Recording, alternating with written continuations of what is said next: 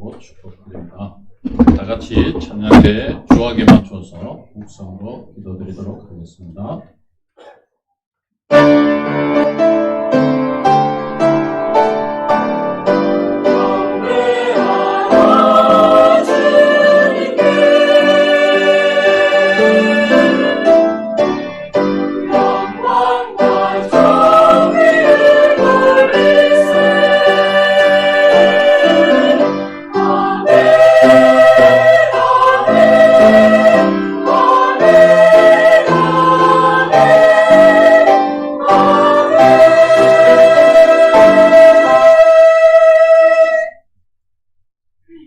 은혜를 감사합니다. 오늘도 복되고 귀한 성의를 저희들에게 허락하여 주시고 주님을 경배하기 위하여 또한 예배하기 위하여 이렇게 불러주시니 감사드립니다. 저희들이 그저 나옴이 아니기에 주님 우리가 온 마음과 온 혼을 다하여 주님만을 예배하는 귀한 예배자 되게 하여 주시옵소서. 오늘도 말씀이 선포되어집니다. 주님 저희들의 생각과 지식과 세상적인 모든 판단력을 내려놓고 오로지 주의 말씀에만 집중하며 주의 말씀이 우리의 심령의 변화를 일으키고 우리의 믿음이 더욱더 성장할 수 있는 귀한 시간 되게 인도하여 주시옵소서. 우리의 연로한 모든 성도님들 주님 앞으로 나오는 발걸음에 힘을 더하여 주시고 기도에 힘을 더하여 주시며 말씀 읽는 눈에 밝음을 더하여 주시옵소서. 우리 주 예수님의 이름으로 기도드렸습니다. 네. 다 같이 찬양하겠습니다. 찬송가 134장 나 어느 날 꿈속을 헤매며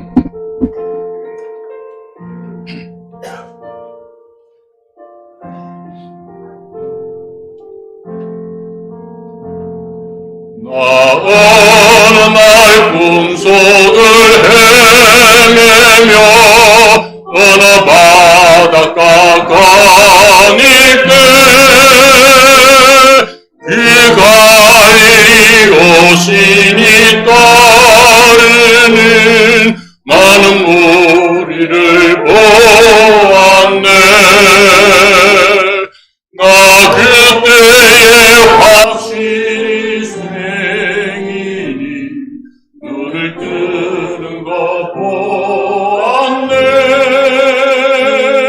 그가 이리 오시니 능력이 나를 놀라게 하였네. 내가 영원히 사모할 주님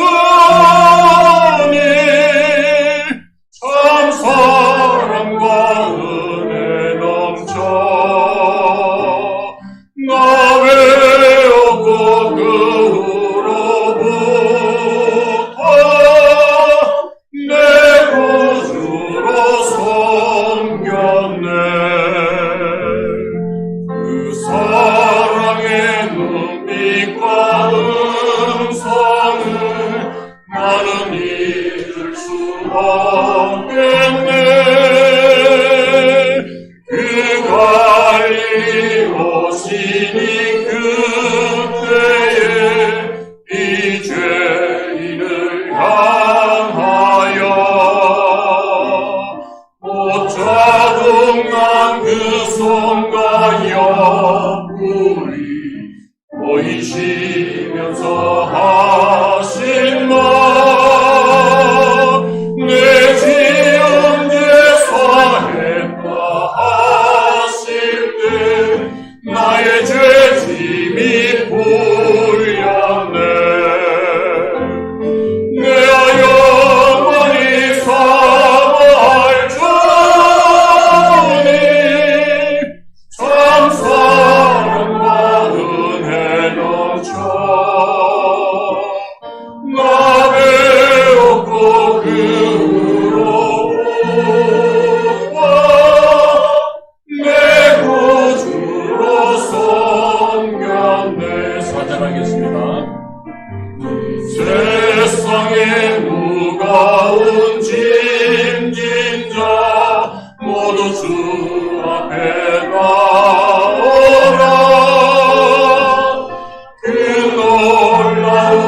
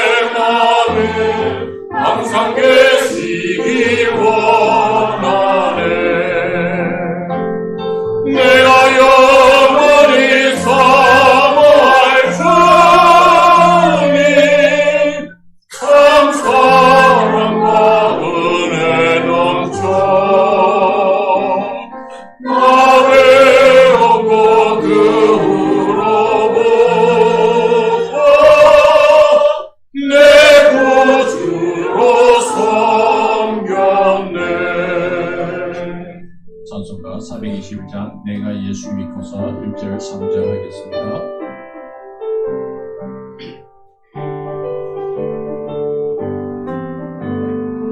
내가 예수 믿고서 제사한 바라 나의 모든 것 다 변했네. 지금 내가 가는 길 천국길이요 주의 피로 내 죄가 씻겼네. 나의 모든 것 변하고 그 피로 구속받았네. 하나님은 나의 구원이시오니 내게 정죄함없겠네. 3절 내게 성령 임하고 그것인 사랑 나의 맘에 가득 채우며 모든 공포 내게서 물리치시니 내가 항상 주 안에 있겠네. 나의 모든 것 변하고 그 피로 구속받았네. 하나님은 나의 구원이시오니 내게 정죄함없겠네.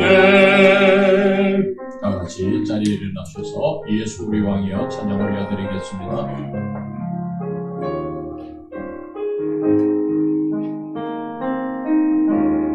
예수 우리 왕이여 이곳에 오셔서 우리가 함께 드리는 영광을 받아주소서. 우리는 주님의 백성, 주님은 우리 왕이라.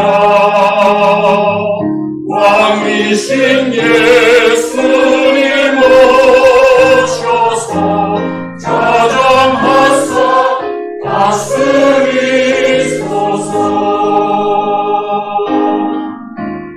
예수 우리 주시여 이곳에 오셔서 우리가 주께 드리는 찬양을 받아주소서. 우리는 주님의 종들, 주님은 우리 주시라.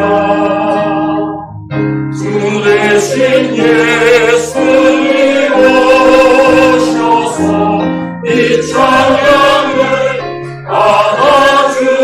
받아주소서. 신을 고백하시겠습니다.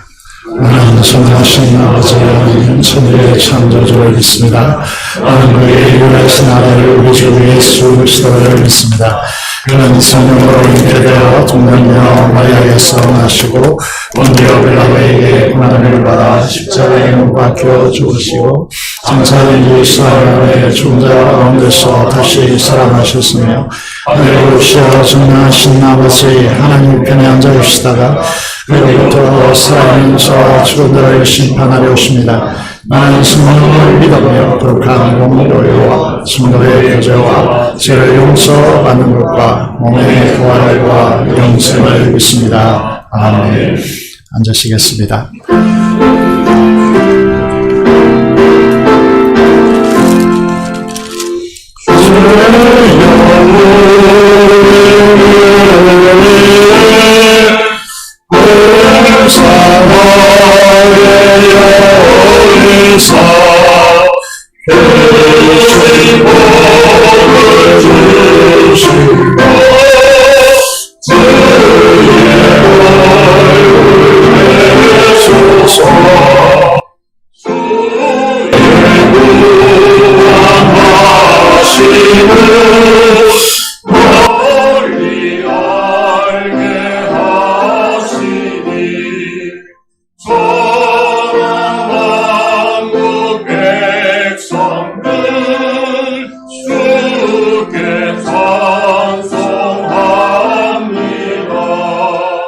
주가 다스리시고 안심당하시니 나라들이 즐기며 기쁜 노래합니다. 땅에 나는 모든 것 주의 크신 은혜니 모든 나라 백성들 주께 찬송합니다. 하나님 우리에게 오늘 내려주시니 땅의 모든 말들이 주를 경배합니다.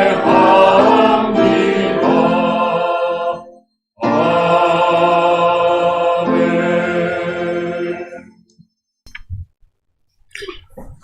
고마우신 하나님 아버지, 또 한 주일 동안 우리 성도님들 주님께서 보호해 주시었고 지켜주셔서 이렇게 귀한 예배로 인도하여 주심을 너무나 감사드립니다. 하나님 아버지, 이 예배를 통하여서 우리 주님의 귀한 십자가와 그 희생의 아버지 하나님 대속을 더욱더 깊이 깨닫는 시간이 되게 해 주시옵고, 더욱더 아버지 하나님께 믿음으로 가까이 갈 수 있는 귀한 예배가 되기를 간절히 기도하고 원하노니, 하나님께서 아버지 한 풍성한 은혜를 더하여 주시옵기를 간절히 기도하고 원합니다. 하나님 아버지, 저희들 교회 우리 청년들이 또 수련회를 안전하게 또 인도해 주시옵고 잘 마치게 해주신 은혜를 너무 감사드립니다. 아버지, 우리 청년들이 빛과 소금의 역할을 다하는 그런 사람으로 세워주시옵고, 많은 사람들에게 아버지 한 선한 영향력을 끼치는 그런 아버지 한 청년들이 되기를 간절히 기도합니다. 하나님의 이름을 거룩히 여기심을 받는 아버지 하나님 그런 삶이 되게 해주시옵고, 하나님의 영광을 돌리고 기쁨을 드릴 수 있는 우리 청년들이 되기를 간절히 기도하고 원합니다. 하나님 아버지, 저희들 또 목자 아버지 수련회를 잘 마치게 해주심을 너무나 감사드립니다. 하나님 아버지, 저희들 교회의 목자의 역할이 얼마나 중요한지 목회 수련회를 통해서 또 아버지 깊이 깨닫습니다.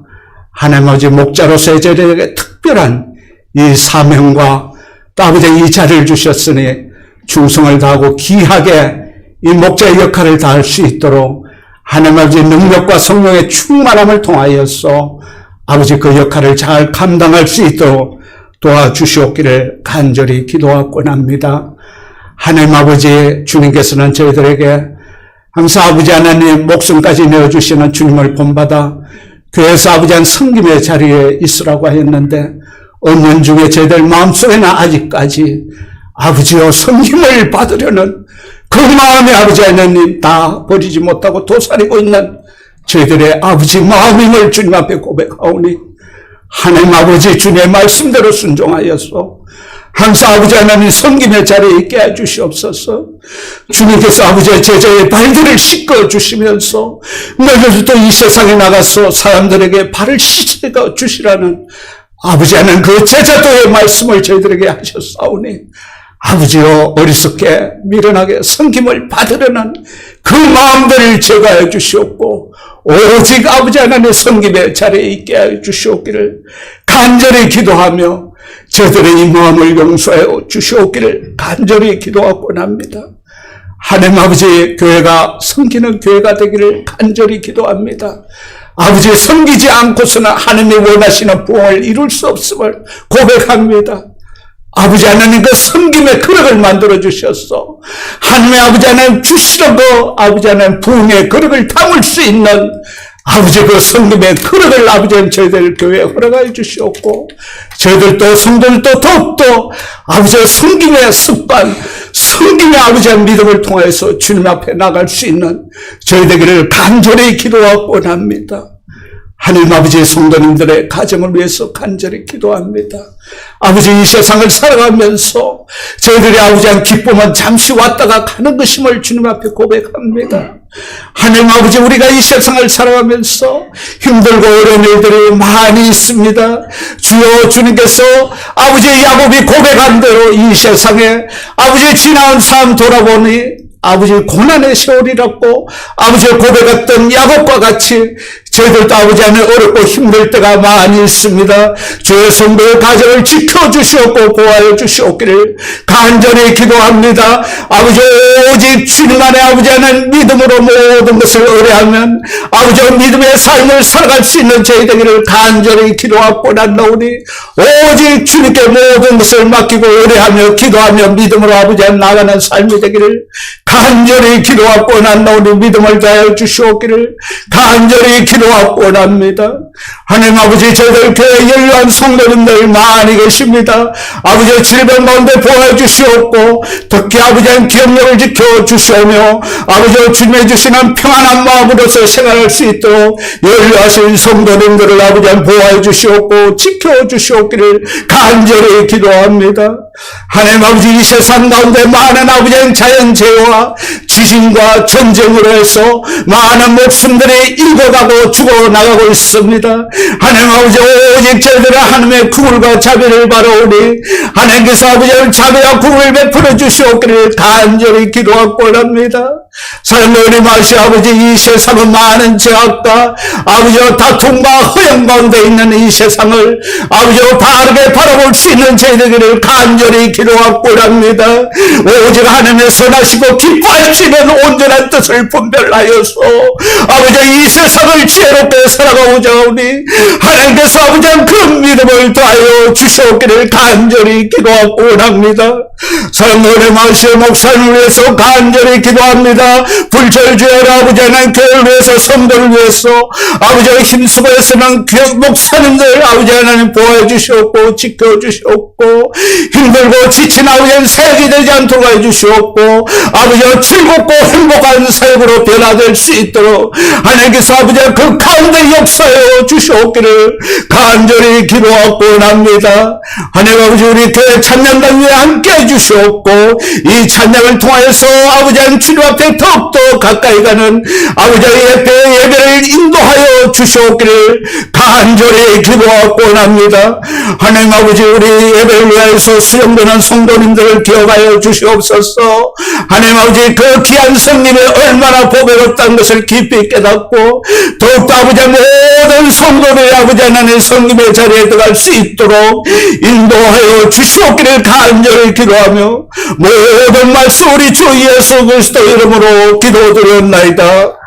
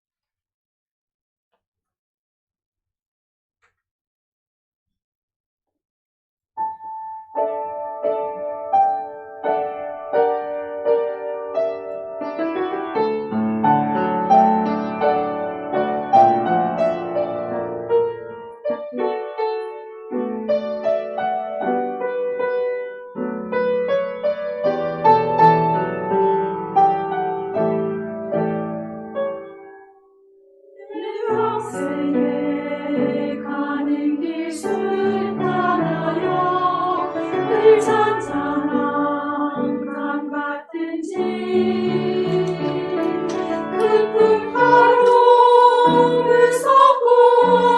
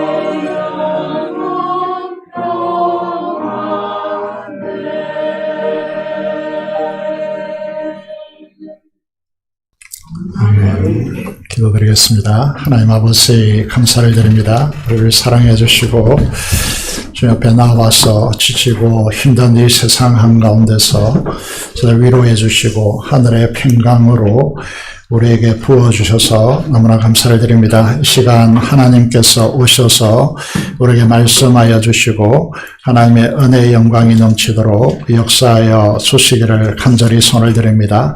앞서 간구한 기도를 험량하여 주시고 우리의 찬양을 받아 주시옵소서. 이 시간 하나님 존전 앞에 나와서 기도하는 모든 성도들의 기도를 하나님께서 연락하시고 응답하여 주시옵소서. 하나님 아버지 이 시간 임하셔서 말씀하시고 그 말씀을 잘 순종하는 우리들이 되도록 하나님께서 우리의 심령을 성령 충만함으로 축복하여 주시옵소서. 감사를 드리며 우리 주 예수 그리스도 이름으로 기도드리옵나이다. 아멘. 하나님 말씀 보도록 하겠습니다. 마태복음 10장입니다.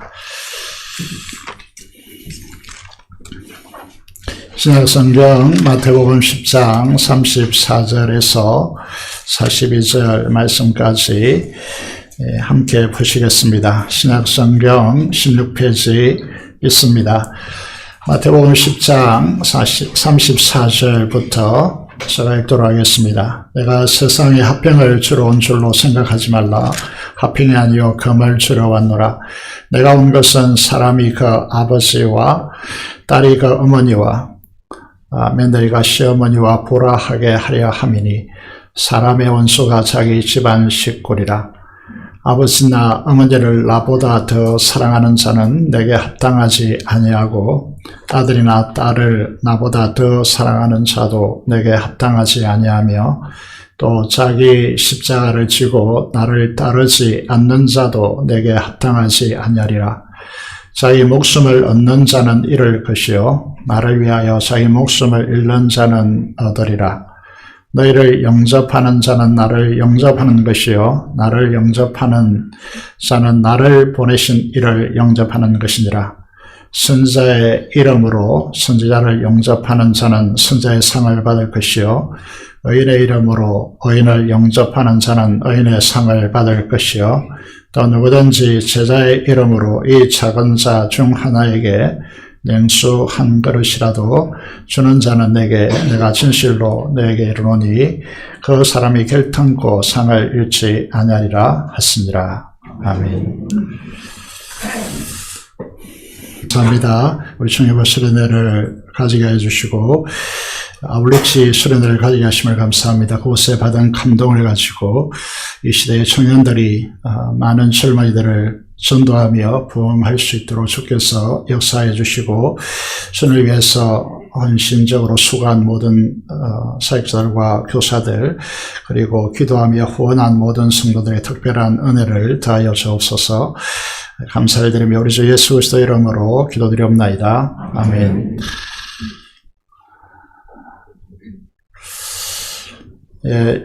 종에서 실시하는 부교육자 수련회도 있었는데 수련회에 참석하고 강의를 듣고 오랜만에 감격의 눈물을 흘렸다는 한 분이 계시더라고요. 이런 은혜가 있기를 하나님께 기도합니다. 오늘 맞이한 여러분들에게도 이 예배 시간을 통하여서 내 생애 최고의 날이기를 기도합니다. 그래서 이 시간이 은혜 받는 귀한 시간이 되었으면 좋겠습니다. 자, 우리 함께 인사하고 출발할까요? 앞뒤 좌우로 인사합시다. 반갑습니다. 잘 오셨습니다.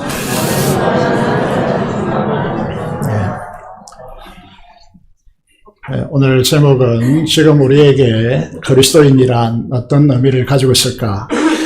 하나님 나라의 핵심인 제자 도에 대해서 하나님의 말씀을 선포하기를 원합니다. 지난 두 번의 시간을 통하여서 우리는 팔복을 살펴보았습니다. 우리가 얼마나 복된 자인지, 우리가 얼마나 엄청난 하나님의 복 가운데 있는 사람들인지 살펴보았습니다. 아브라함에게 하신 말씀처럼 너는 복이 될지라 라고 그렇게 이제 말씀하시고 너로 인하여서 천하 만민이 복을 받을 것이다. 복의 통로로 아브라함을 부르신 것을 우리는 잘 알고 있습니다. 마찬가지로 우리도 이 세상 가운데서 복의 유통자로 복의 전달자로 우리가 존재하고 있다는 사실을 기억해야 합니다.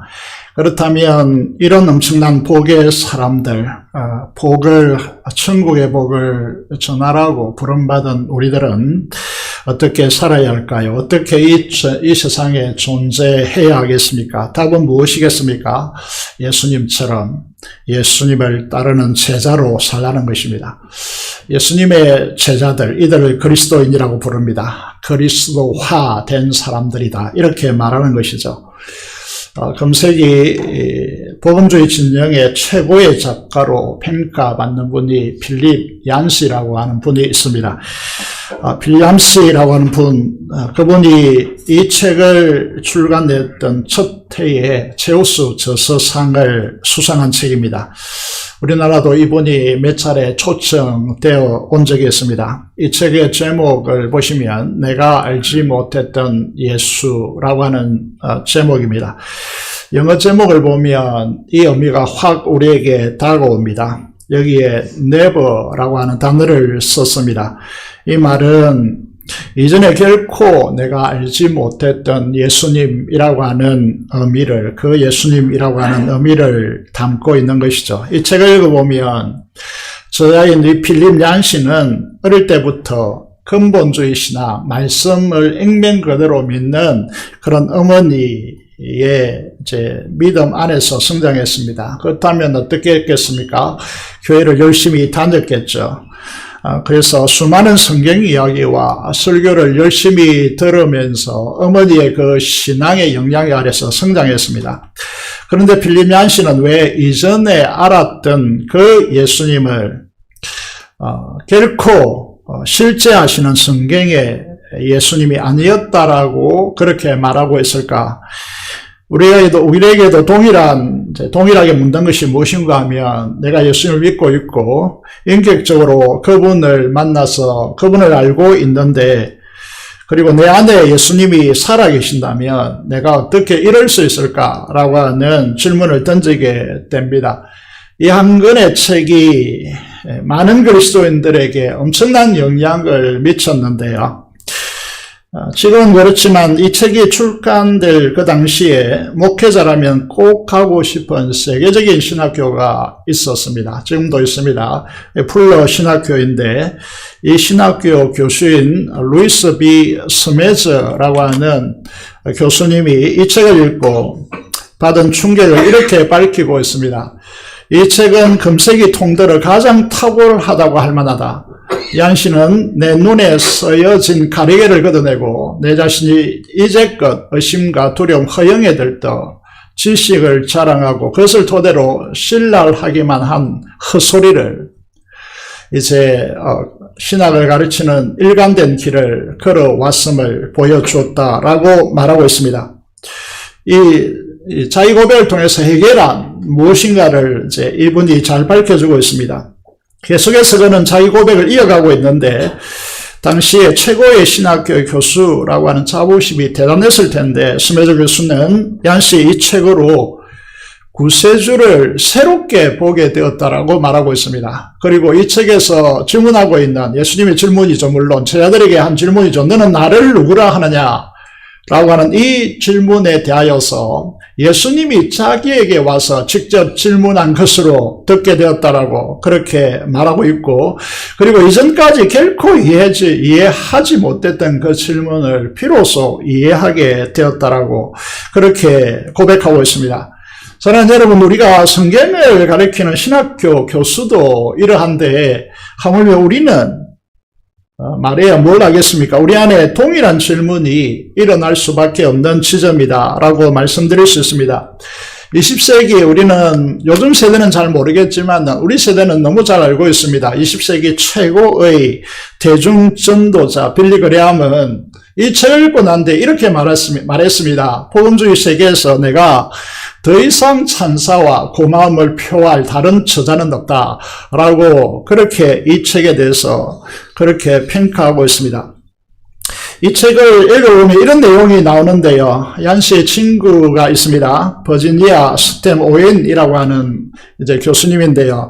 미국 텍사스주의 한 대학에서 작문 수업을 가르치는 분입니다. 텍사스주는 어떤 도시냐 하면 미국 여러 이제 주 중에서 가장 그리스도인 크리스찬의 비율이 높은 도시입니다. 버지니아 교수는 가르치는 대상들에게 어떤 과제를 내었는가 하면 이 마태복음 산상수훈을 읽고 그 느낌을 적어오라고 하는 과제를 내었습니다. 그 제출한 리포트 일부를 여러분에게 좀 소개하면 이렇게 이제 적어냈습니다. 한 학생은 나는 종교란 이 글을 읽고 느낌을 적는 겁니다. 아주 터무니없는 속임수라고 생각한다. 그리고 다른 학생은 이렇게 쓰고 있습니다. 속담에 읽은 것을 모두 믿지 말라고 하는 속담에 이런 이제 읽는 것을 모두 믿지 말라는 속담이 있다는 거죠. 그 속담에 해당되는 것이 산상수훈이다. 이렇게 말하고 있습니다.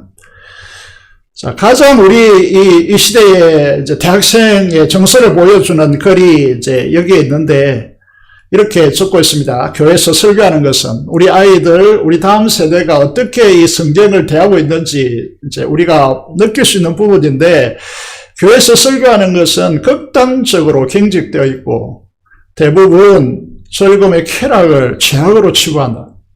나는 산상수훈 같은 것을 싫어한다. 산상수훈을 읽는다는 것은 고역이다.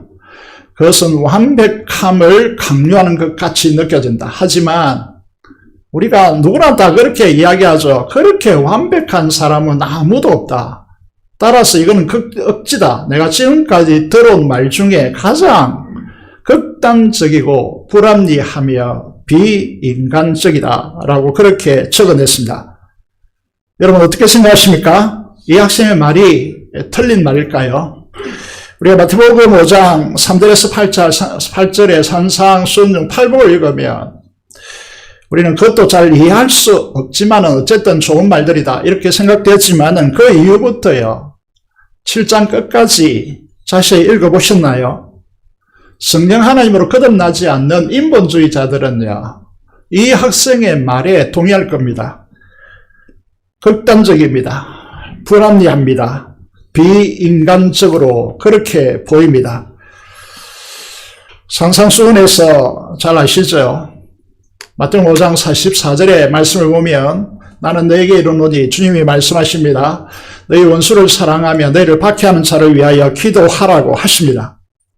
우리는 이 말씀을 읽거나 들을 때 그래야지 반응합니다. 왜냐하면 박해하는 사람도 없고 우리에게 원수도 그렇게 평범한 인생을 살아가는 우리들로서는 원수가 있겠습니까? 그런데 그 당시 예수님이 이 말씀을 듣는 이 자리의 청중들은 어떠할까요? 그것이 중요합니다. 좀 우리 세대 같은 세대들은 이제 배너 같은 영화를 이제 보아서 아시겠습니다만은 유대인들은 여호와 유일신 사상이 아주 강합니다. 그런데 로마가 어떤 나라이죠? 황제를 아도나이, 퀴리오스, 주라고 그렇게 하고 그 황제를 섬기도록 강요했습니다. 그러니까 이 유대 지역에서 어떤 상황이 되겠습니까? 반발이 심한 것입니다. 그래서 로마 총독으로 오는 사람들이 굉장히 힘들어했습니다. 일례로 예수님 당시에 총독이 누구였죠? 빌라도였습니다. 이 빌라도는 어떻게 됐죠? 자살했습니다. 본국으로 가서. 그래서 엄청난 힘들었죠. 로마의 군인들이 유대인들이 로마에 대한 반항하는 의지를 꺾겠다는 명분으로 이 갈릴리 마을로 진입했어요. 로마 군인들은 저항하는 유대 젊은이들을 교수행에 처했습니다. 그리고 젊은 남편을 잃고 제정신이 아닌 채 대드는 그의 아내들을 난폭하게 땅바닥에 처박았습니다. 심지어 그의 자녀들인 어린 아이들에게까지 창으로 찌르는 그런 끔찍한 일들이 자행되었죠. 이 피와 눈물이 낭자한 그곳, 아수라장이 된 그곳에 죽은 이들로 원한이 사무쳐 있는 그 혼돈의 땅, 이글거리는 눈빛을 한 채 한이 가슴 속에 녹아있는 그들에게 이 말씀이 선포되었다고 생각해 보십시오. 그들에게 예수님은 원수를 사랑하고 박해하는 자들을 위하여 기도하라고 하시는 것입니다. 여러분이면 가능하겠습니까? 우리가 알고 있는 상식적인 법이 무엇입니까? 마태복음에서 예수님이 이렇게 이어가고 있습니다. 또 눈에는 눈으로 이는 이로 갚으라 하였다는 것을 너희가 들었으나 이게 율법의 가장 기초이고요. 하무라비 법전이고 이게 세계의 모든 법의 모법이죠. 로마법의 기초가 된 법입니다. 너희가 들었으나 이렇게 말씀하고 있습니다. 그런데 예수님은 그들에게 칼로 찌르고 침뱉고 모욕하고 재물을 빼앗고 박해하는 그 원수들을 사랑하고 그들을 위하여 기도하라고 말씀하시는 것입니다. 예수님의 이 말씀은 유대사회가 직면해 있는 한의 울분과 전혀 동떨어진 것입니다. 심지어 어떤 이들은 어떻게 반발하겠습니까? 로바의 아부하라는 말인가? 이렇게 반발하겠죠. 여기에 왼뺨을 치거든, 오른뺨을 치거든 왼손으로 때린다는 의미입니다. 이 유대사회에서 우리나라처럼 왼손을 그렇게 많이 고대이기 때문에 사용하지 않습니다. 그런데 더 세게 맞으라고 오른편에 뺨을 돌려대라고 하시는 것이죠. 이 말씀을 듣는 사람들이 어떤 마음을 품었다라고 생각합니까? 단순한 혼란 정도가 아닙니다. 반발입니다. 분노입니다. 여기에다가 예수님께서 마태복음 5장 20절의 말씀을 보면 이렇게 말씀하십니다. 우리의 의가 서기관과 바리새인 의보다 낫지 않으면, 더 낫지 못하면 결탄코, 이 단어가 자주 등장하고 있죠. 결탄코 천국에 들어가지 못하리라고 그렇게 말씀하고 있습니다. 서기관과 바리새인들이 가르치는 의가 무엇인지 잠시 소개해야 이 말씀이 이해될 것 같습니다. 이스라엘은 대단한 나라이죠. 가장 자랑스러워하고 뛰어난 인재들을 길러내고 수많은 노벨상을 받게 했던 토대가 되는 나라를 2000년 동안 잃었지만은 무너지지 않고 그들이 나라를 회복하고 지금 세계 뉴욕 중심가를 그들이 차지하고 있는 이유가 어디에 있다고 그들은 자랑스러워하고 있습니까? 모개오생, 모개오경, 모세오경을 달달달 외우는 암송하는 교육, 이게 있다고 생각합니다. 그 지침서가 되는 것이 신명기 6장 4절에서 9절입니다. 쉐마 이스라엘 들어라. 전 인격을 다하여 하나님을 사랑하고 그것을 가슴 속에 새기고 그 사랑하는 그 계명들을 마음속에 새기고 부지런히 내 자녀에게 가르치라, 강론하라, 이렇게 말하고 있습니다. 여러분, 이 바리새인의 이 하나님의 사랑하는, 이웃을 사랑하는 율법 체계가 구체적으로 들여다보면 이런 것이죠. 지켜야 할 248개의 조항, 그리고 금지 조항, 365개의 금지 조항. 그래서 율법 체계는 미시라고 해가지고 613가지가 되어 있습니다. 이걸 이제 실질적으로 삶에서 실천하여 지키기 위해서 세칙으로 1521개의 수정 조항이 있습니다. 그리고 여기에 대해서 우리가 익히 잘 알고 있는 해설서, 이제 일반 생활 속에서 이 의미가 무엇인지 가르치기 위해서 탈무드 해설집이 있습니다. 여러분, 이런 이제 부분을 보면서요, 이걸 체계화했는데, 여러분, 이 부분에 대해서 주님께서 말씀하십니다. 이들이 지키고 있는 그들의 의보다 더 낫지 않으면 결단코 천국에 들어가지 못하리라고 그렇게 주님께서 말씀하고 있는 것이죠. 그래서 그 내용을 예를 들어서 말씀을 보겠습니다. 살인에 대한 말씀인데 그들이 알고 있는 이 미시라, 다시 말해 율법의 체계는 어떤 것입니까? 옛사람에게 말한가? 그들이 알고 있는 바는 살인하지 말라. 누구든지 살인하면 심판을 받게 되리라 하였다는 것을 너희가 들었으나 유대인들이 익히 알고 있는 것이죠. 그런데 예수님은 그 본래의 살인의 의미가 그 동기까지 밝히고 있습니다. 더 강화된, 더 나은 의를 말씀하고 있는 것이죠. 그게 뭡니까? 형제에게 분노하는 자, 지옥불에 들어가리라고 그렇게 말씀하고 있습니다. 여러분, 형제에게 노한 적이 없습니까? 쓸모없다, 미련하다 라고 말한 적이 없습니까? 그것을 살인이라고 말합니다. 이 살인자들은 지옥에 들어간다고, 결단코 천국에 들어가지 못한다고 그렇게 말씀하고 있습니다.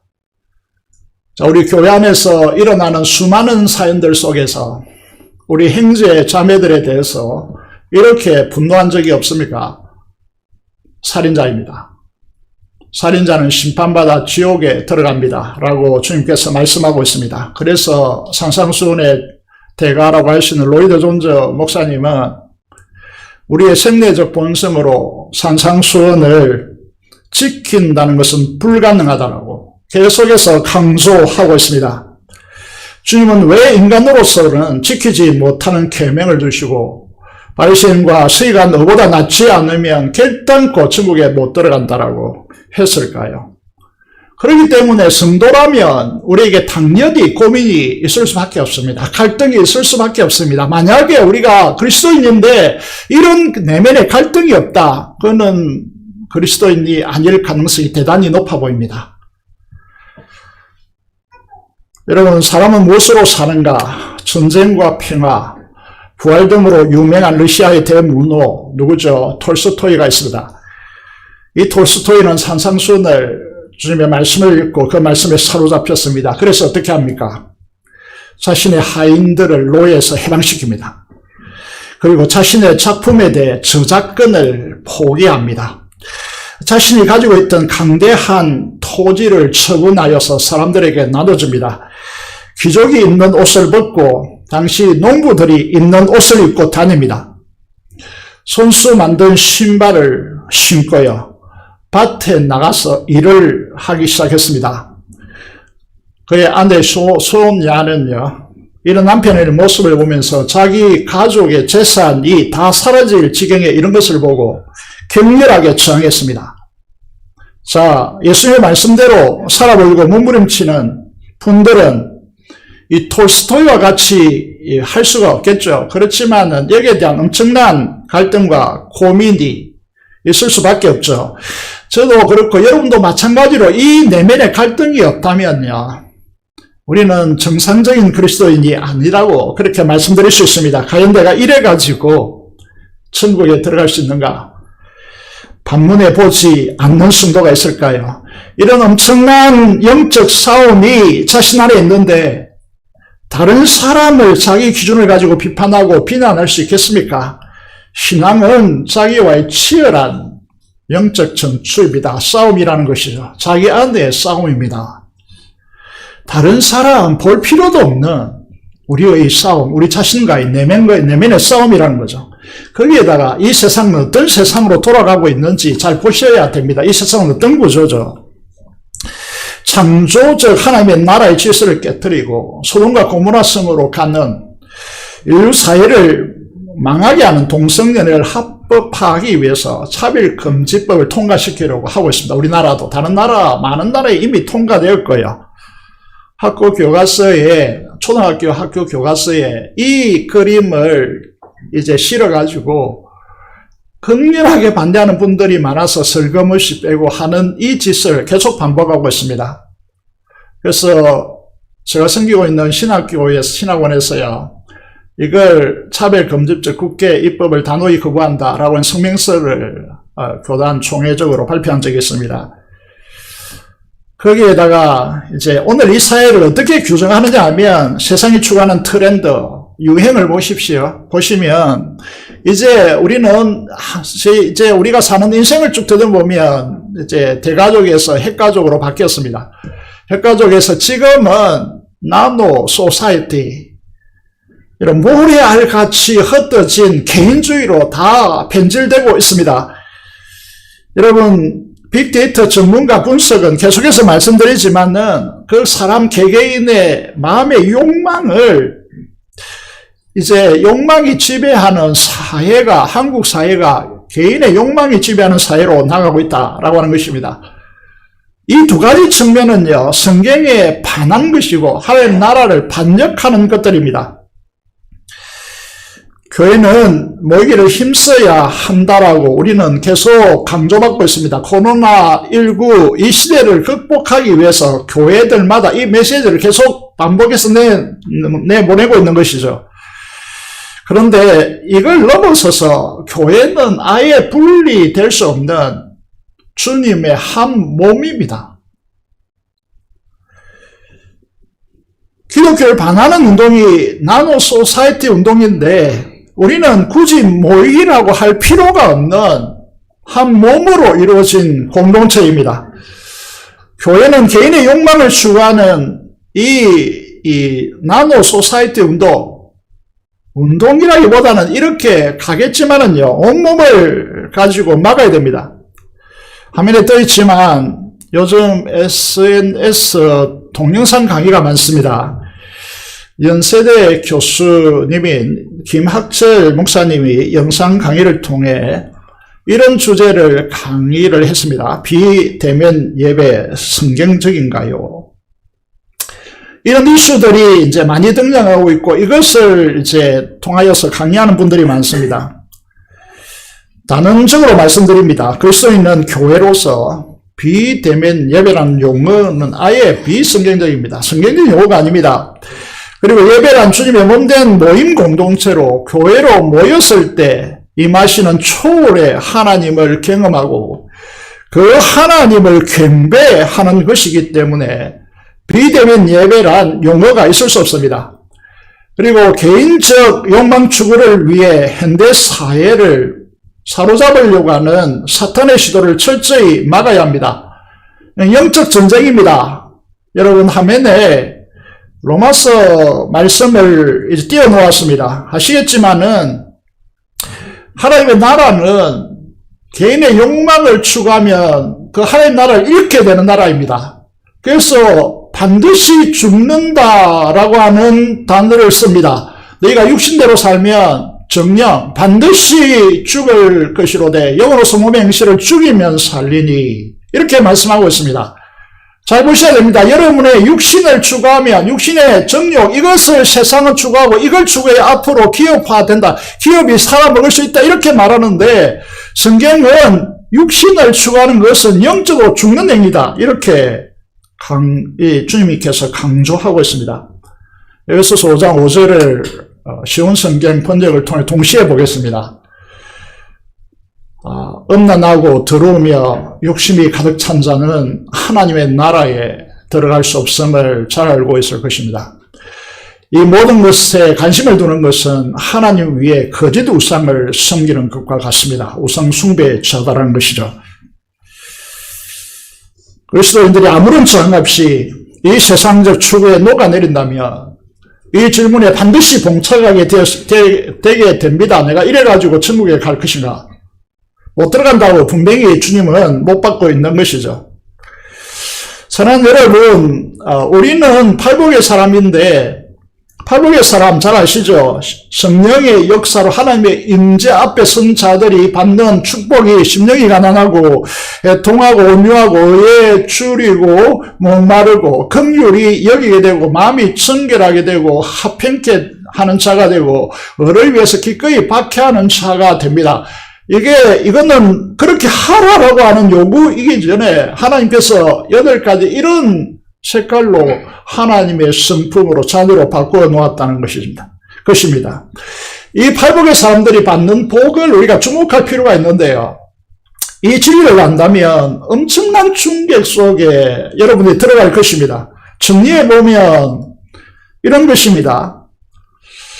여러분, 하나님께서 이 우주를 창조하신 유일하게 이 강렬한 우주를 초월하실 수 있는 유일한, 다시 벗어나서 이 우주를 볼 수 있는 유일하신 그 강대하신 하나님께서 우리를 성전으로 삼으시고 임마누엘 하나님 되셔서 우리 마음속에 오시고 우리 안에 거하신다는 것입니다. 이게 성전이죠.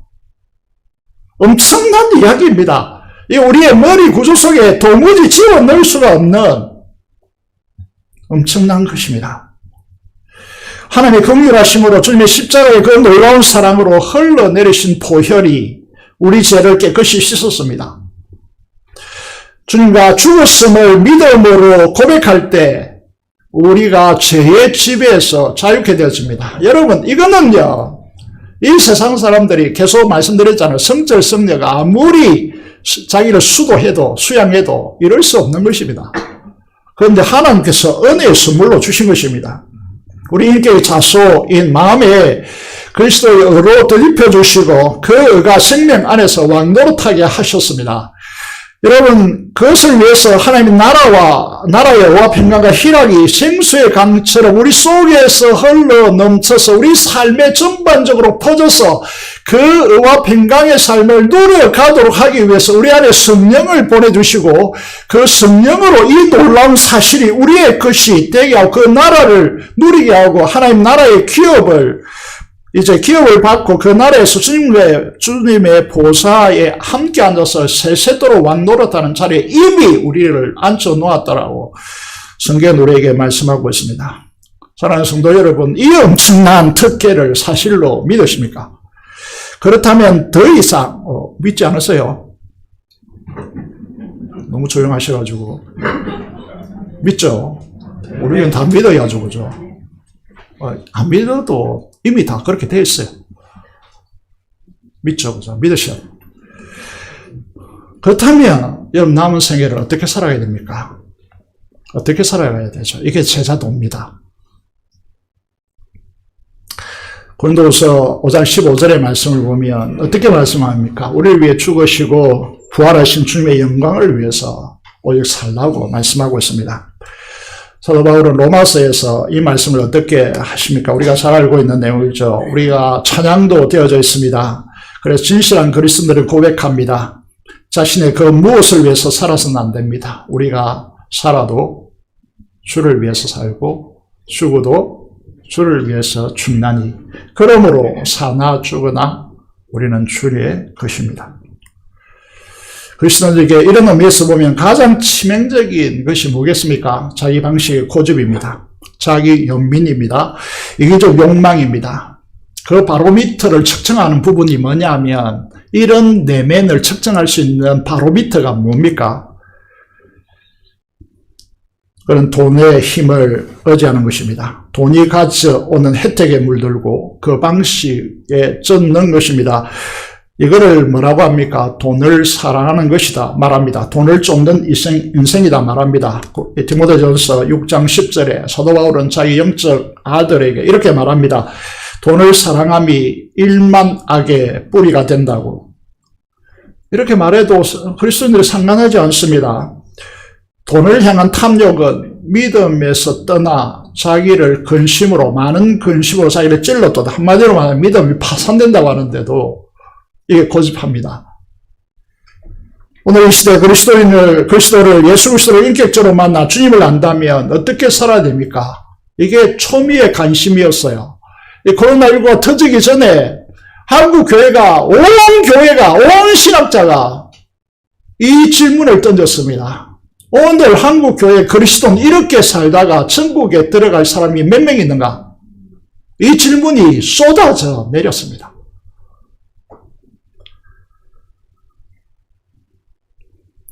여러분, 우리가 이 질문에 부딪혀 있습니다. 이 질문에 근본적으로 나의 전부를 걸고 부딪혀야 합니다. 다시 철저히 점검해야 됩니다. 오늘 본문의 말씀, 이 제도의 핵심이죠. 34절, 36절에 오늘 본문을 보면 팔복의 사람으로 합헌케 해야 하는데 주님이 모순되는 말씀을 하십니다. 주님은 이 땅에 합평이 아니라 금을 주려 왔다라고 말씀하고 있습니다. 무슨 말씀일까? 이제 여러분들은 하나님의 자녀로서 평화주의해야 합니다. 평화 합평케 하는 자여야 합니다. 그런데 주님은 금을 주러 왔고 그 금으로 우리에게 싸움의 전쟁터에 나가라고 말씀하고 있습니다. 모순처럼 들립니다. 여기에 시험에 들지 않아야 합니다. 엄청난 진리가 녹아있기 때문이죠. 왜 그렇습니까? 우리에게 칼을 통해서 치열하게 싸워야 할 전쟁이 있다는 것입니다. 그리스도인으로 사는데 아무런 저항을 느끼지 않는다. 이건 진정한 그리스도인인가? 그 아닐 가능성이 매우 높아 보인다는 것입니다. 세상은 죄의 지배로 오는 결핍을 충족시키기 위해서 탐욕을 부추기고 있는 세상인데 이런 세상에 저항력을 느끼지 못한다 라고 한다면 여러분은 누구인가를 물어야 됩니다. 어쩌면 빌립 얀 씨가 질문하는 대로 나는 never 이전에 이 예수님은 내가 믿는 예수님은 진짜 예수님이 아닐지 모른다라고 하는 근심, 걱정을 우리가 해야 되는 시대가 되었다는 것입니다. 영생과 풍성함이 끊임없이 공급되는 하나님 나라의 평강을 누리기 위해서 이 탐욕으로 얼룩진 이 세상의 거짓을 부숴야 한다는 겁니다. 여러분, 우리가 노력해서 이 부분은 부서지지 않습니다. 전쟁해야 된다는 것이죠. 그래서 이 시대에 쓰임받는 목회자 중에 한 분이 유기성 목사님이 계십니다. 그분이 이런 말을 합니다. 영적 전쟁에 오늘 이 시대의 그리스도인들이 눈을 떠야 한다라고 그렇게 말합니다. 치열한 영적 전쟁이 있습니다. 탐욕의 충족을 통해 안녕을 추구하는 세상과 싸워야 진정한 하늘의 평강, 하나님의 나라가 흘러넘치는 우리가 말하는 행복한 부흥을 이룰 수 있고 행복한 성도, 건강한 행복한 성도가 될 수 있습니다. 오늘 본문의 37절에 39절을 보겠습니다. 예수님을 따르도록 허용된 합당한 성도는 어떤 사람입니까? 여기에 주님은 비정한 분으로 비춰집니다. 여기 보면 부모, 자식, 처자 보다 더 중요한 것이 우리 주 예수 그리스도여야 한다고 말씀하고 있습니다. 가장 가까운 가족이 하나님 나라를 이해하지 못하는 것입니다. 원수가 가장 가까운 집안 식구이고 여러분 이런 아버지와 아들 사이에 자부와 며느리 사이에 이런 자부와 며느리 똑같은 말인가? 바빠가지고 좀 오늘 시어머니와 자부 사이에 이런 갈등이 일어나는 거죠. 이렇게 한번 생각해 봅시다. 여러분 자식이 선교사로 간다면 흔쾌히 가라고 하겠습니까? 여러분 목회자, 우리 교회는 저는 정말 행복한데 많은 교회들에 있어서 여러분 이게 성도들이 말을 잘 듣지 않고 목회자를 괴롭히는 그런 교인들이 많은 교회 목회자로 여러분 자녀가 가겠다면 보내겠습니까?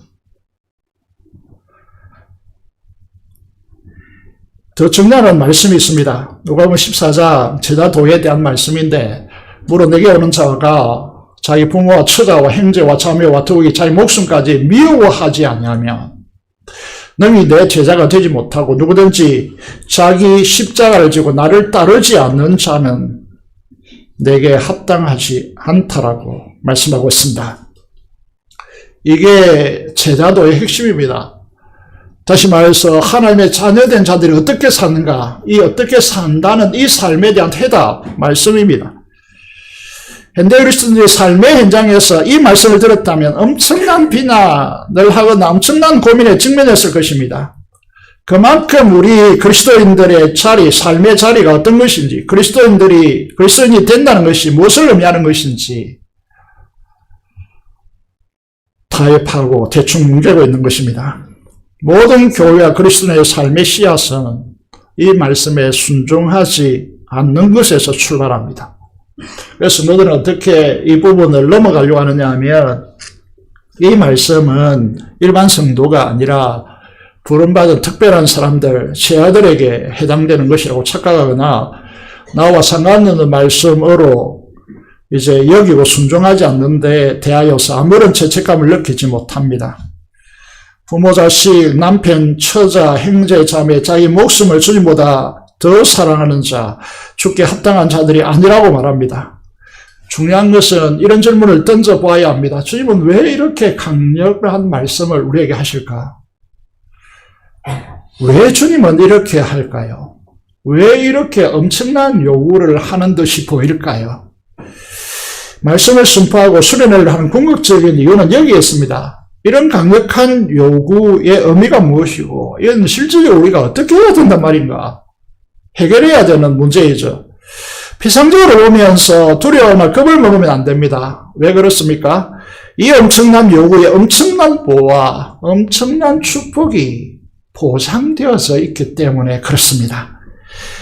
아브라함에게 이삭을 바치라고 요구했습니다. 이 말이 되지 않죠. 말이 돼 100세에 그것도 나왔는데 이 아들을 통하여 천하 만민이 복을 받고 이스라엘이 하늘의 별과 같고 바다의 모래와 같이 되게 하겠다고 했는데 이 아들을 죽이라고 합니다. 제단에 바치라고 합니다. 이게 말이 됩니까? 수용하겠습니까? 왜 그렇게 했습니까? 하나님께서. 이 부분이 성경을 이해하는데 가장 중요한 키입니다. 왜 그렇게 하셨습니까?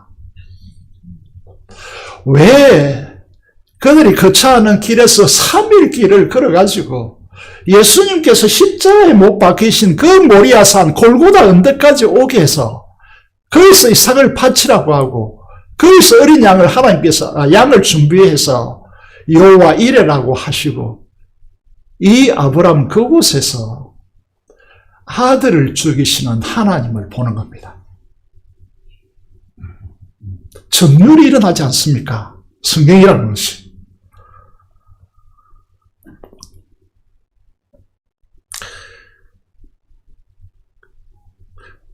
저는 우리 교회가 부흥하리라고 믿습니다.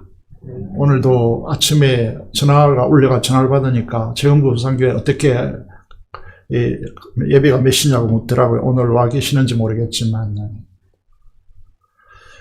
우리 다음 세대를 위해서 청년들이 이 공간을 가득 찬 그런 교회를 만드는 것이 우리 교회의 비전이고 꿈입니다. 예배당을 지으려고 하는 것이 그랬어요. 예배를 짓는데 여러분 부담이 되는 분은 전혀 안 하셔도 됩니다. 여러분 부담 안 주고 지키려고 원합니다. 어떤 분들은 이렇게 믿음을 고백하더라고요. 빚 없이 지을 것이고 거기에 헌신하겠다. 믿음대로 될 것으로 보입니다. 저도 작은 힘이나마 이게 외부 강의하는 강사료 이건 다 이게 건축업으로 다 쓰고 있습니다. 여러분 걱정하지 마십시오. 염려하지 마십시오. 하나님이 하실 겁니다. 하나님이 우리가 아무리 짓고자 해도 하나님이 하지 말라면 안 되는 겁니다. 하나님이 하라고 하면 여러분 아무리 반대해도 되는 거죠.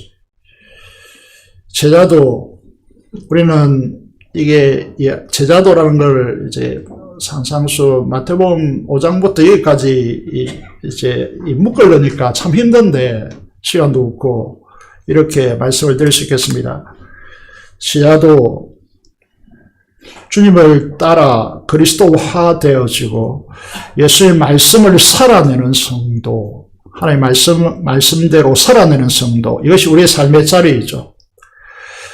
사람은 어떻게 비켜가려고 하느냐 하면 교회에서 제자훈련 하니까 성도와 제자가 다른가 봐 오해할 가능성이 높아 보입니다. 전혀 다른 것이 아닙니다. 화면을 보시면 그리스도를 따르는 사람이고 그리스도처럼 사는 사람이고 그래서 그리스도화가 된 사람이고 이 땅에서 그리스도를 대신하여 사신이 되어서 그리스도를 대변하는 사람, 이 사람이 그리스도입니다. I am a Christian이라는 거죠. 이 사람들을 제자라고 부릅니다. 이 사람들을 성도라고 부릅니다. 이 성도를 NIV나 영어 성경이죠. 영어 버전이죠. NASV나 킹 제임스 버전이나 이 성도를 Holy People이라고 쓰지 않고 Saints라고 씁니다. 무슨 말이죠? Saints는 무슨 의미입니까? 아주 인간의 차원을 높은 수준에 오른 사람들. 그래서 성 바울, 성 어거스틴 이렇게 할 때 4대 성인 이렇게 할 때 이 명칭이죠. 무슨 말을 하려고 하는 것이죠? 우리가 노력해서 도달하는 것이 아닙니다. 하나님께서 이미 그러한 자로 세우시고 선포하시고 하나님의 열심을 걸고 하나님께서 그 자리에 반드시 끌고 가시는 사람이다. 이렇게 해서 칼빈 선생은 성도의 괜인이라고 괜인돼서 끌려간다. 이렇게 성도를 지칭했습니다. 여러분 자녀들이 무엇을 요구합니까? 구단을 모르는 애에게 미적분하라고 문제를 냅니까? 그런 말을 잘 하지 못하는 애에게 100m에 13초를 끊으라고 요구합니까? 가족보다 자기 목숨보다 주님 제일주의로 살라는 것이 얼마나 힘든지를 우리는 잘 알고 있습니다. 그런데 그런 요구를 하는 것은 이미 그러한 자로 주님께서 만들어 놓았다는 겁니다. 나 안에 성령을 보내 놓았다는 겁니다. 그리고 우리는 할 수 있다는 것이죠. 세상이 알 수도 없고 세상 방식으로 드러나지 않지만 이미 우리 안에 침입해져 있는 우리에게 존재하시는 하나님 나라의 거대한 보화를 이 말씀에 순복할 때 성령 하나님의 역사로 열린다는 것입니다. 여러분, 하나님의 축복을 보겠습니다. 현대어로 좀 바꾸었는데 여러분 화면 글자가 작죠. 화면을 좀 보시고 저희들이 읽는 성경으로 한번 읽어보겠습니다. 화면을 통해서 확인하시기를 바랍니다. 내가 진실로 내게 이르노니 나와 복음을 위하여 집이나 형제나 자매나 어머니나 아버지나 자식이나 전토를 벌인 자는 현세에 있어 집과 형제와 자매와 어머니와 자식과 전토를 몇 배를 받고 100배를 받되 박해를 겸하여 받고, 왜 박해를 겸하여 받습니까? 이거 헌신하는데 어려움이 있다는 뜻입니다. 그렇지만 여기 헌신하면 어떻게 된다는 거죠? 100배를 돌려받는다 라고 말씀하고 있고요. 그리고 영생을 받지 못할 자가 없느니라 라고 말씀하고 있습니다. 천국에 들어갈 건지 못 들어갈 게 염려가 전혀 안 되는 사람이 된다는 것입니다. 그러나 먼저 된 자로서 나중되고 나중된 자로서 먼저 될 자가 많으니라. 강조법이 있습니다. 주님께서 강조법을 썼기 때문에 강조점을 보겠습니다. 주님과 복음을 위하여 우리가 살아가는 이유이죠. 그리고 버리는 자는 그렇습니다. 이건 어차피 우리 것 없습니다. 우리 것 하나도 없습니다. 다 주님의 것이고 우리는 잠시 그걸 맡고 있는 청재기일 뿐입니다. 우리 것이 안 됩니다. 주님께 주권을 드리고 주님의 복음을 통한 하나님 나라를 위해서 쓰라고 하는 것입니다. 하나님의 나라가 임하도록 헌신하라고 하는 것입니다. 여러분, 이것이 가족을 진짜 사랑하는 방법입니다. 그 자녀들에게 100배의 축복을 안겨주는 방식이라는 것이죠. 왜 그렇습니까? 사랑하는 가족에게 100배의 축복을 안기는 길이 이 제자도에 헌신하는 것이 진짜 성도가 되는 것입니다. 이 땅에서 100배를 보상하시고 영생과 하나님 나라를 기업으로 반드시 주시겠다고 약속하고 있습니다. 이건 시간의 문제가 아닙니다. 여러분, 이거는 교회 생활 한 60년 했다, 70년 했다 이런 문제가 아닙니다. 시간의 문제가 아닙니다. 우리의 노력의 문제도 아닙니다. 가치의 문제이고 순종의 문제입니다. 헌신된 자는 나중되었지만 먼저 된다. 오랜 기간의 문제가 아닙니다. 저는 하나님께서 진리의 교회, 재건무산교회 목회자로 부르신 것에 깊이 감사하고 있습니다. 재건무산교회가 진리의 교회의 목회라고 하는데, 여러분, 오늘 이 진리의 핵심이 무엇인가? 그건 제자도입니다. 그건 타협할 수도 없고 너무나 분명한 사실입니다. 그래서 오늘 이 말씀을 선포하게 됨을 무한한 영광으로, 목사로서 무한한 영광으로 생각합니다. 그래서 오늘 가장 중요한 제자도에 대해서 그 의미가 무엇인지, 왜 우리가 진리의 말씀을 따르는 순종의 삶으로 훈련되어져야 하고 실제화되어져야 하는가, 이게 제자도의 핵심이잖아요. 이 말씀을 선포하게 됨을 무한한 영광으로 생각한다고 말씀드렸습니다. 사랑하는 성도 여러분, 진짜 백이 성도가 되셔야 합니다. 되시길 바랍니다. 그래서 여러분이 진짜 백의 성도로 주님께 순종하는 데 드린 대가들이 하나님으로부터 100배로 되돌려받는 축복의 사람들이 되시기를 바랍니다. 그리고 천국에 넉넉히 입성하시는, 걱정 전혀 없다, 나는 천국에 반드시 들어간다, 이 확신 가운데 살아가는 주의 자녀들, 주님의 제자들, 성도들이 되시기를 주님의 이름으로 축복합니다. 기도를 드리겠습니다. 하나님 앞에 이 말씀을 듣고 스메저 교수입니까? 그분처럼 나에게 주님께서 말씀하시는 말씀으로 듣고 하나님의 결단하고 이 세상에 진리의 말씀으로 사는 그런 주님의 제자, 성도가 되기를 원합니다. 도와주옵소서. 성령 충만케 하여 주시옵소서. 기도하시고 민족의 복음화 통일과 파손된 선교사를 위해서 한 음성으로 기도하겠습니다. 살아계신 아버지 하나님, 오늘 감사합니다. 우리를 불러주셔서 오늘 장중에 붙들어 주심을 감사합니다. 하나님께서 우리를 축복하여 주시옵소서. 여기 머리 숙인 주의 자녀들에게 주님과 연합 용납되어서 주님의 길을 가며 아버지 은혜의 길 따라 정말 부르심의 은혜의 길 따라 이제 보내시는 진리의 길 따라 걷는 우리의 성도들이 되도록 주께서 역사해 주시고 우리와 함께하는 자녀들도 100배 우리의 다음 세대들이 하나님의 100배에 우리가 헌신하는 것에 100배에 더하여 주시는 하나님의 축복을 누릴 수 있도록 주께서 역사해 주시고 이 민족을 복음화시켜 주고 이 지역을 복음화시킬 수 있도록 도와주시고 통일과 파생 선교사를 통하여 일하여 주시고 통일을 속히 이루어 주옵소서. 우리 주 예수 그리스도 이름으로 기도드립니다. 아멘. 찬송가 341장 찬송 드리면서 준비한 대로 헌금하도록 하겠습니다.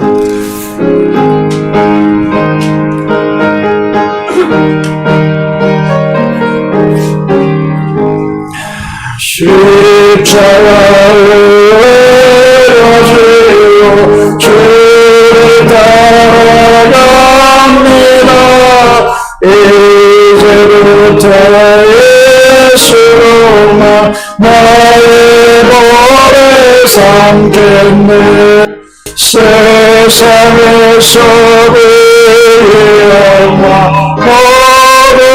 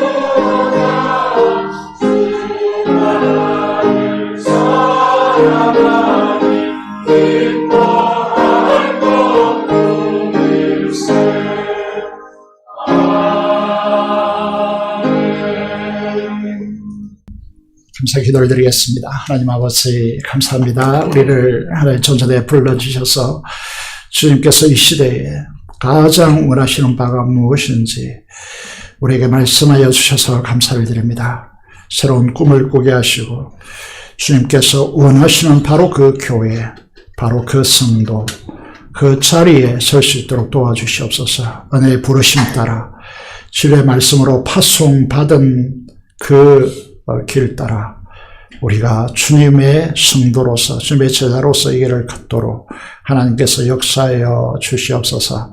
이 시간 하나님 앞에 나와서 주의 문과 11조 목적음을 따라 하나님 결신합니다. 하나님 약속하신 대로 하나님께서 무한한 차원의 공급자 되시오니 이 어려운 시대에서 하나님의 공급하시는 은혜로 하나님 나라의 그 평강의 부요함이 드러날 수 있도록 우리 삶을 축복하여 주시고 감사로 하나님께 제사드리는 주의 제자들을 축복하여 주시고 그 감사에 담긴 기도들이 다 연락되게 하시며 감사로 하나님을 영화롭게 하는 자리에 서도록 하나님께서 역사하여 주시옵소서.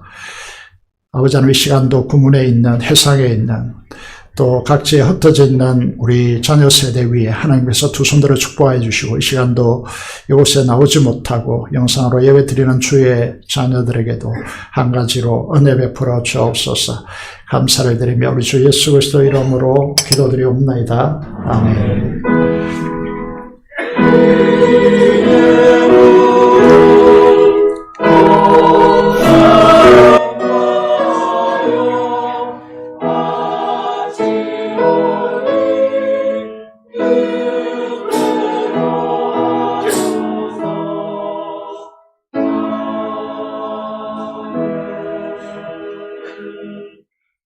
소식입니다. 사순절 기간이 시작되는데 기도 말씀 순종의 영성으로 주님을 따르는 영롱한 십자가의 영성을 확보하시는 귀한 기간이 되었으면 좋겠습니다. 정리부 수련회 이런 기도하고 또 후원하고 헌신한 많은 분들 속에서 많은 은혜를 받고 왔습니다. 너무나 감사를 드리고 이번 주 금토요일 유년부 학생부 수련회를 이 본교에서 가집니다. 그리고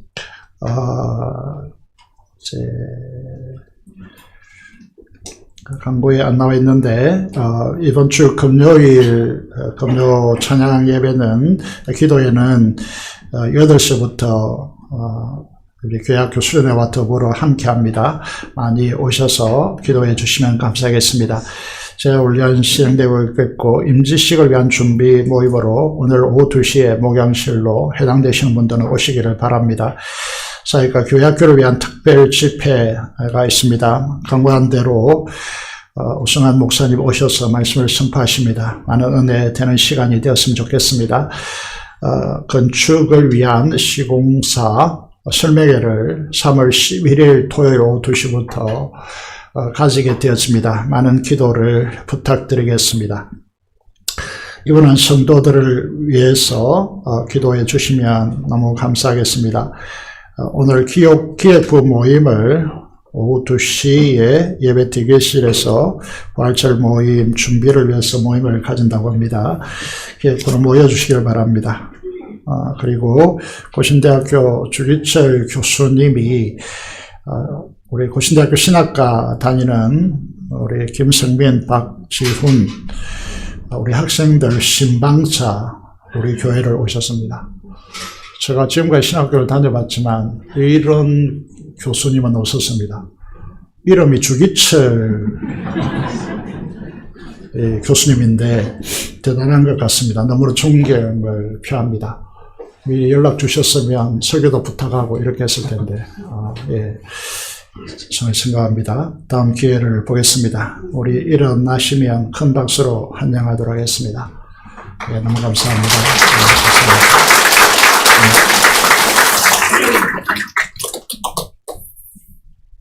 다 같이 일어나셔서 찬송가 3장 찬송 드리겠습니다.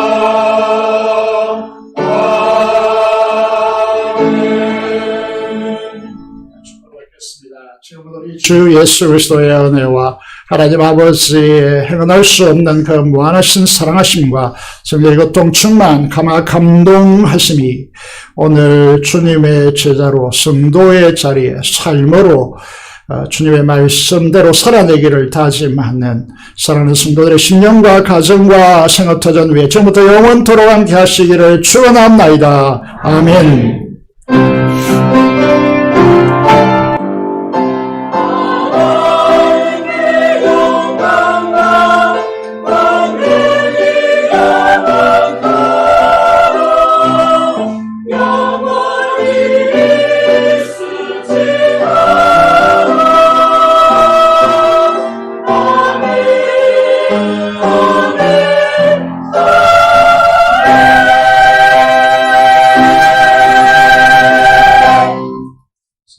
예배를 마쳤습니다. 감사합니다.